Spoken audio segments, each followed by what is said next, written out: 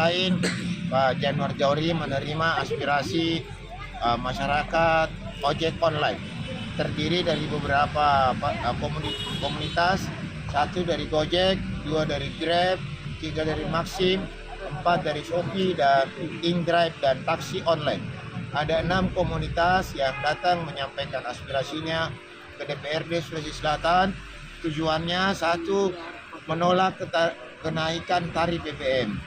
Nah, kita ketahui bersama BBM ini adalah upaya untuk menekan subsidi masyarakat.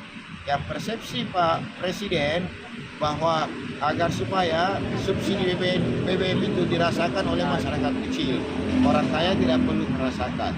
Dan aspirasi soal kenaikan BBM ini kami DPRD Sulawesi Selatan akan meneruskan ke pemerintah pusat bahwa masyarakat kami di Sulawesi Selatan tidak setuju atas kenaikan BBM.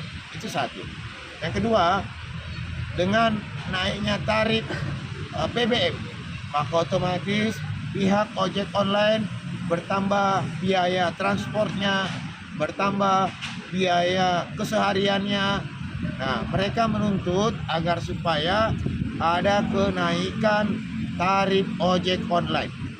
Dan untuk itu, sebagai perwakilan masyarakat Sulawesi Selatan, saya Wakil Ketua 1 DPRD Sulawesi Selatan, Kaharudin Alrif, hari Senin untuk segera tindaklanjuti.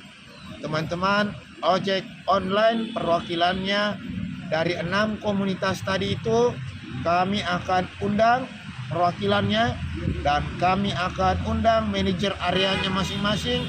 Kami akan undang Gubernur Sulawesi Selatan, Dirlantas Sulawesi Selatan, Dishub Sulawesi Selatan, Dishub Kota Makassar agar membicarakan bersama segera menyesuaikan kenaikan tarif tarif ojek online dan tarif angkutan umum supaya DPRD bisa memperjuangkan paralel dengan kenaikan harga BBM.